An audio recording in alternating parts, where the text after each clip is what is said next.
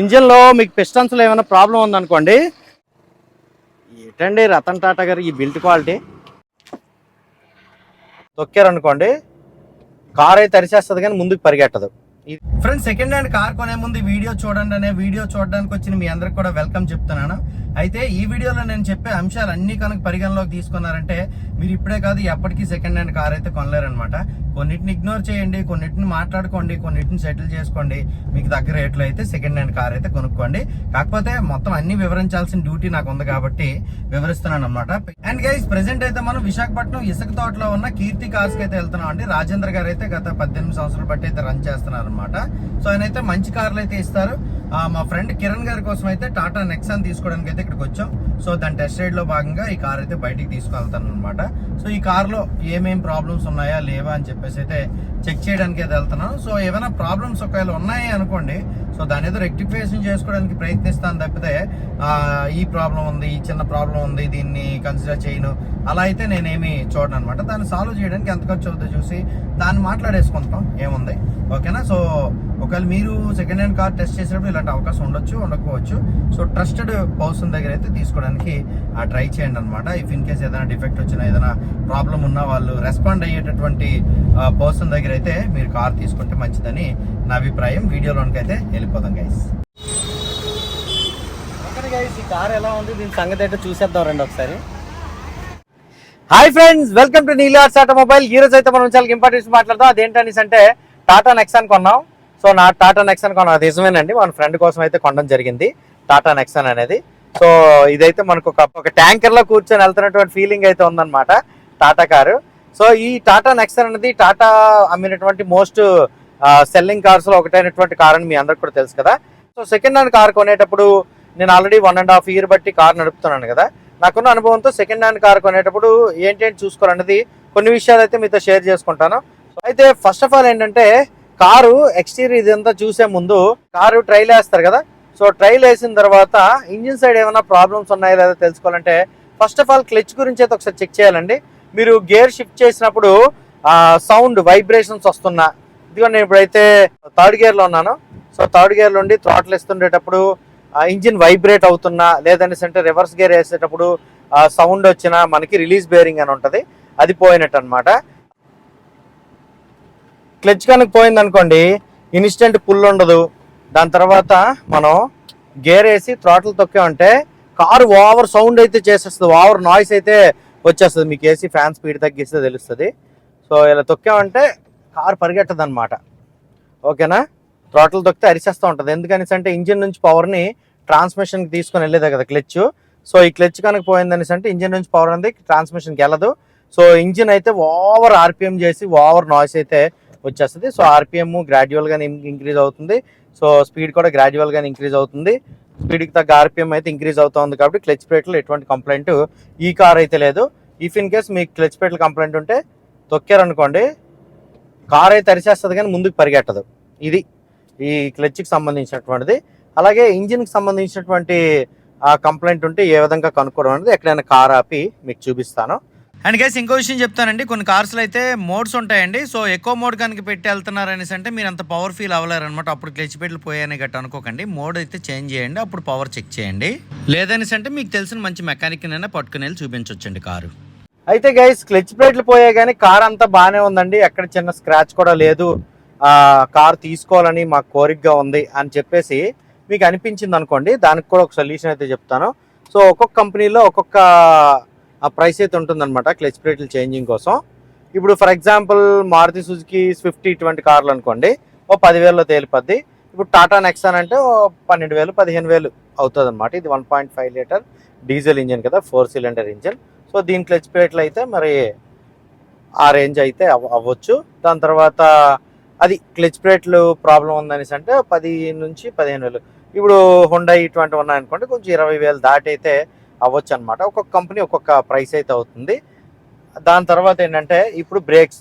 So breaks విషయానికి వచ్చేటప్పటికి ఎటువంటి కార్ అయినా సరే బ్రేక్స్ పోయినాయి అనేసి అంటే మీరు కార్ తీసేటప్పుడే సౌండ్ వచ్చేస్తుంది అనమాట. కొంచెం సౌండ్లు అయితే వస్తాయి.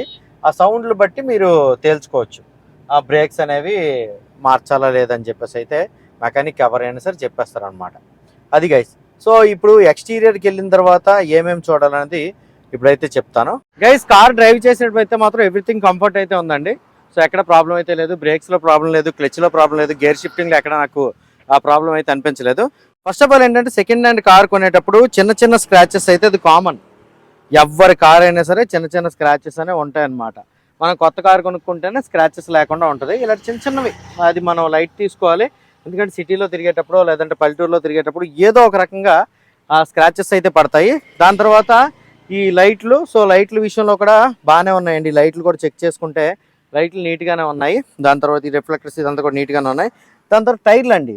సో టైర్ లైఫ్ అయితే చూసుకోవాలి ఒకసారి. ఇది ఒక 50% అయితే టైర్ లైఫ్ ఉంది, 50 to 60% అయితే టైర్ లైఫ్ ఉంది. చూసారు కదా, ఈ గాడి ఏదైతే ఉందో దీనికైతే మనం పుల్లపెట్టి చూసుకుంటే తెలిసిపోద్ది. సో టైర్ లైఫ్ అయితే బాగానే ఉంది. దాని తర్వాత ఇది మిడ్ వేరియంట్ అయినప్పటికీ అలా వీల్స్ అయితే కస్టమర్ వేయించుకున్నారనమాట.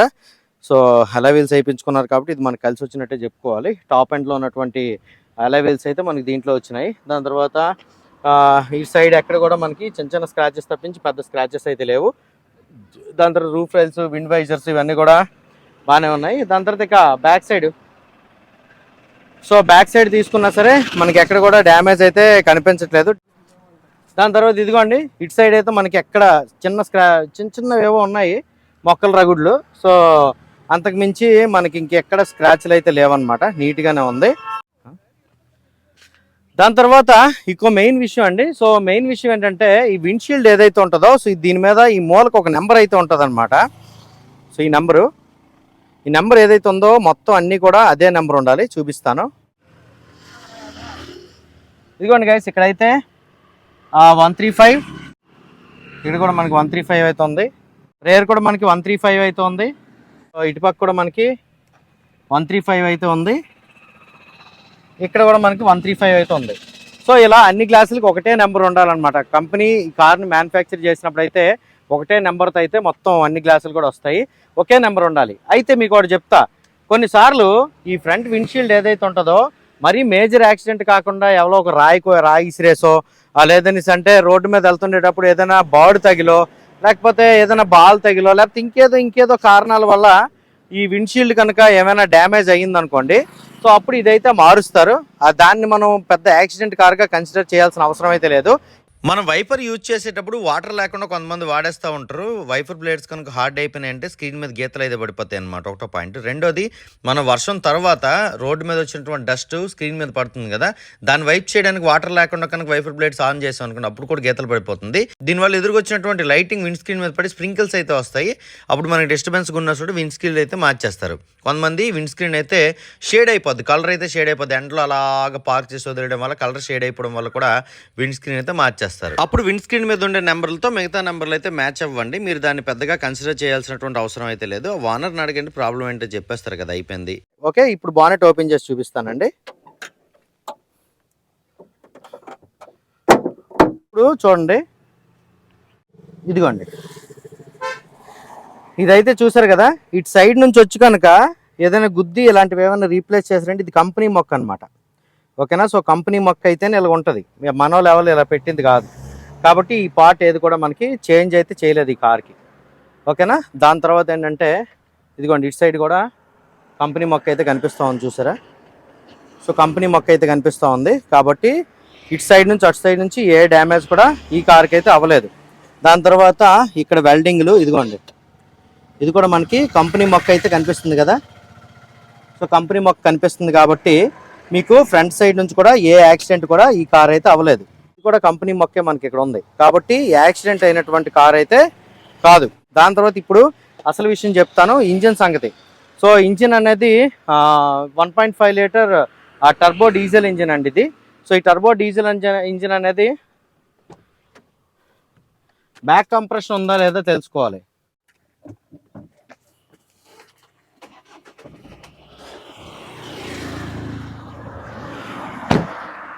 ఇంజిన్లో మీకు పిస్టన్స్లో ఏమైనా ప్రాబ్లం ఉందనుకోండి, సో బ్యాక్ కంప్రెషన్ బట్టి తెలిసిపోద్ది అనమాట. బండి స్టార్ట్ చేసిన తర్వాత ఈ డిప్ స్టిక్ ఓపెన్ చేసాం అనుకోండి, సో ఈ డిప్ స్టిక్ ఓపెన్ చేస్తే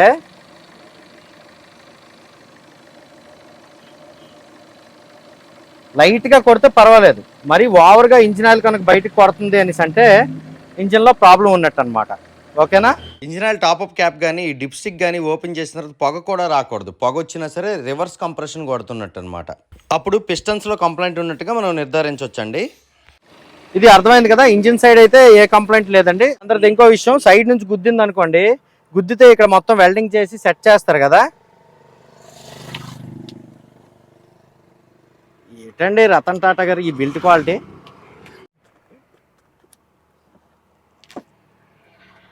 సో ఇదిగోండి, ఇక్కడైతే ఇది చాలా పల్సన్ ఎడ్జ్ అయితే ఉంటుంది అనమాట. మీకు ఒకవేళ వెల్డింగ్ చేస్తే కనుక ఇక్కడ ముక్కేసినా లేదంటే ఇది ఏమైనా సెట్ చేసినా మీకు ఈజీగా ఐడెంటిఫికేషన్ అయితే అయిపోద్ది. ఇది యాక్సిడెంట్ అయింది సైడ్ నుంచి అని చెప్పేసి. ఇటు నుంచి గుద్దిందంటే ఖచ్చితంగా ఇక్కడ మీకు అయితే ఈజీగా అర్థమైపోద్ది అనమాట. కనిపిస్తుంది కదా, ఇదైతే నీట్గానే ఉంది. ఇలా మొత్తం ఇవైతే చెక్ చేసుకోవాలి. ఎవరి చేతిలోనే ఏదో ప్రాబ్లం జరిగితే నాకెందుకు, నా చేతికి వచ్చిన తర్వాత నీట్గా వాడుకుంటానని చెప్పేసి ఏ సెంటిమెంట్ లేనటువంటి వారైతే అటువంటి యాక్సిడెంట్ ఏమైనా అయినటువంటి కార్లు కూడా తీసుకోవచ్చు అనమాట. కాకపోతే ఆ సెంటిమెంట్ ఉండకూడదు, తక్కువ రేటుకి కూడా వస్తాయి మీకు. సో లోపల ఇంటీరియర్స్ అంతా కూడా ఒకసారి చెక్ చేసుకోండి. సో సీట్ కవర్లు ఇవన్నీ ఎలా ఉన్నాయి ఏంటి సంగతి ఇదంతా కూడా చెక్ చేసుకుంటే వాళ్ళ కార్ ఏ విధంగా మెయింటైన్ చేస్తున్నది మీకు అయితే అర్థమైపోద్ది అనమాట. ఇంటీరియర్స్ అంతా కూడా నీట్గా ఉన్నాయి కాబట్టి కార్ నీట్గానే మెయింటైన్ చేశారు, ఎక్కడ ప్రాబ్లం అయితే లేదు. అండ్ ఈ కార్ అయితే మనకి 2018 నాటి టాటా నెక్సాన్ కార్ అండి. 96,000 కిలోమీటర్ల రీడింగ్ అయితే తిరిగింది. టైర్స్ అయితే 50% ఉన్నాయి. 6,20,000 రూపాయలకి అయితే ఇచ్చాడండి. బెస్ట్ డీల్ అయితే తీసుకున్నాను ఈ కారు. ఇవన్నీ కాదండి, ఇంజిన్ కండిషన్ కానీ టర్బో కండిషన్ కానీ బాగుందో లేదో చెక్ చేయాలంటే బ్లాక్ స్మోక్ కానీ వైట్ స్మోక్ కానీ ఏదైనా వస్తుందని చెక్ చేసాం. ఏ స్మోక్ లేదండి, మంచి కార్ అని ఇది. మీరు ఒకవేళ బెస్ట్ డీల్లో ప్రీ ఓన్ కార్ క్రాక్ చేయాలంటే ఇదిగోండి స్క్రీన్ మీద కీర్తి కార్స్ బోర్డు అయితే ఉంది, దాని మీద కాంటాక్ట్ నెంబర్ అయితే ఉంది. అలాగే విశాఖపట్నం ఇసుక తోటలో అయితే ఉంటుందన్నమాట కీర్తి కార్స్. మీరైతే అక్కడికి వచ్చి విజిట్ చేయొచ్చు. ఇది సెకండ్ హ్యాండ్ కార్ కొనేటప్పుడు చూసుకోవాల్సిన వాటిలో కొన్ని అయితే నేను మీకు చెప్పాను. ఇంకేమైనా నేను వదిలేసానేమో ఇంకో వీడియో అయితే కవర్ చేస్తాను. సో ఈ వీడియో మీకు ఎలా అనిపించిందో కింద కామెంట్ సెక్షన్ తెలియజేయండి. సో ఈ వీడియో మీకు నచ్చిందంటే లైక్ చేసి మీ ఫ్రెండ్స్తో షేర్ చేయండి. నీలు ఆర్ట్స్ ఆటోమొబైల్ యూట్యూబ్ ఛానల్ అయితే సబ్స్క్రైబ్ చేసుకోండి. అంత నమస్కారం, థ్యాంక్ యూ.